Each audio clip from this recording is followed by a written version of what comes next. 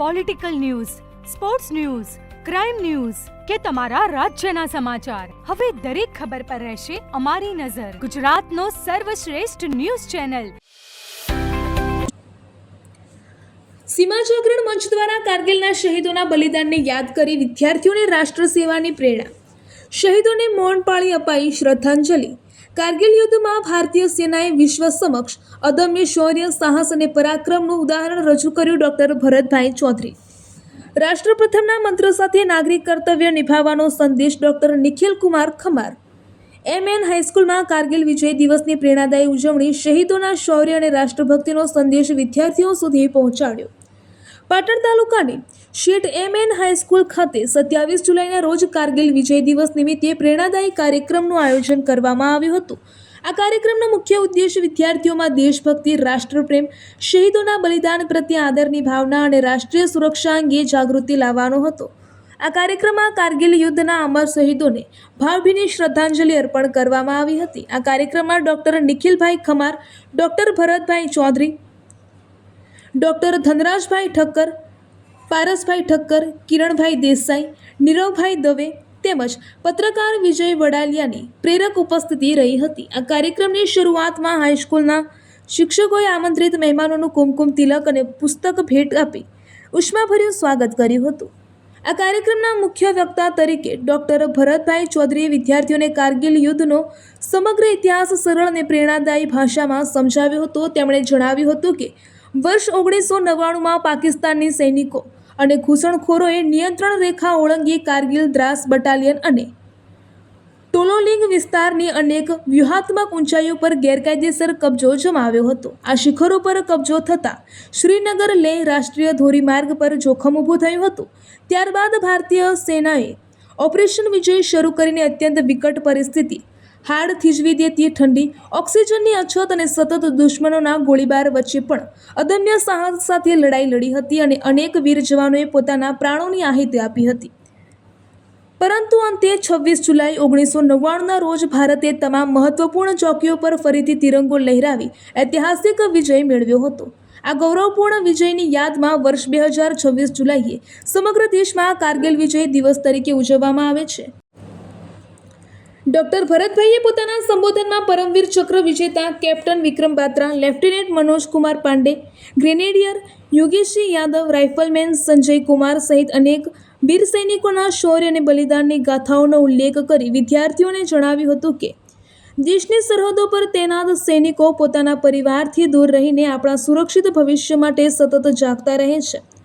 તેથી દરેક નાગરિકનું કર્તવ્ય છે કે દેશની એકતા, અખંડિતતા અને સંવિધાન પ્રત્યે સમર્પિત રહે તેમજ પોતાના જીવનમાં શિસ્ત, કર્તવ્યનિષ્ઠા અને રાષ્ટ્રપ્રેમને સર્વોચ્ચ સ્થાન આપે. તેમણે વિદ્યાર્થીઓને માત્ર કારગિલ યુદ્ધને ઇતિહાસ તરીકે નહીં પરંતુ દેશ માટે જીવવાનું અને જરૂર પડે ત્યારે બલિદાન આપવાની પ્રેરણા તરીકે જોવાની અપીલ કરી હતી. દેશના શહીદોને યાદ કરવા, રાષ્ટ્રધ્વજ અને રાષ્ટ્રગીતનું સન્માન કરવા, સ્વદેશી પ્રત્યે પોતાને પ્રેમ રાખવો તેમજ સમાજ અને રાષ્ટ્રના વિકાસમાં પોતાનું યોગદાન આપવા પણ તેમણે અનુરોધ કર્યો હતો. તેમણે ભાવપૂર્વક જણાવ્યું હતું કે યુવાનોમાં રાષ્ટ્રપ્રેમ અને જવાબદારીની ભાવના જ દેશના ઉજ્જવળ ભવિષ્યની સાચી શક્તિ છે. આ કાર્યક્રમના અંતે ઉપસ્થિત વિદ્યાર્થીઓએ દેશના વીર શહીદોને નમન કરી તેમના બલિદાનને ક્યારેય ન ભૂલવાનો સંકલ્પ વ્યક્ત કર્યો હતો અને સમગ્ર કાર્યક્રમ દેશભક્તિના વાતાવરણ વચ્ચે સફળતાપૂર્વક સંપન્ન થયો હતો. રિપોર્ટર વિજય વડલિયા, પાટણ. ભારત વિરુદ્ધ ષડયંત્ર.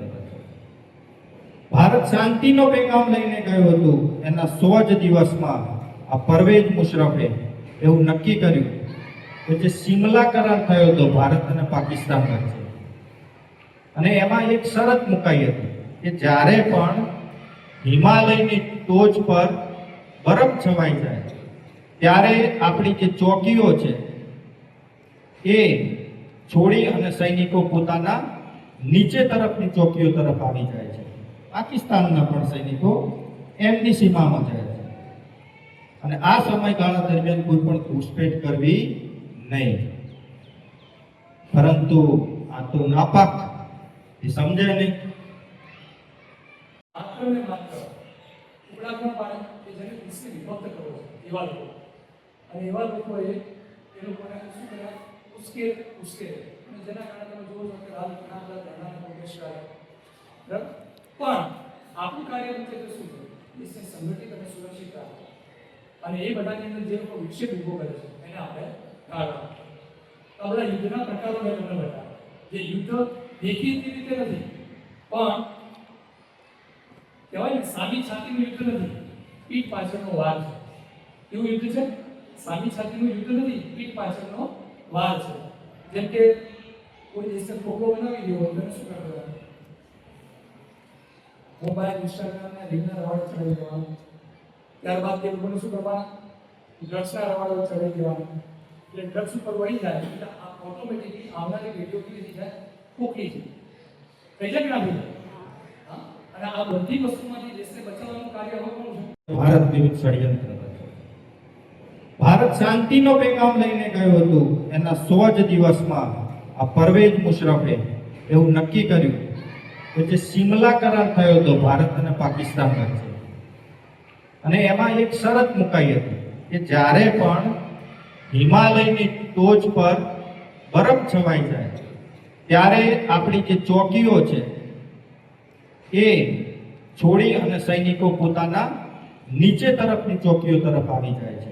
પાકિસ્તાનના પણ સૈનિકો એમની સીમામાં જાય છે અને આ સમયગાળા દરમિયાન કોઈ પણ ઘૂસપેઠ કરવી નહીં. પરંતુ આ તો નાપાક, એ સમજે નહીં.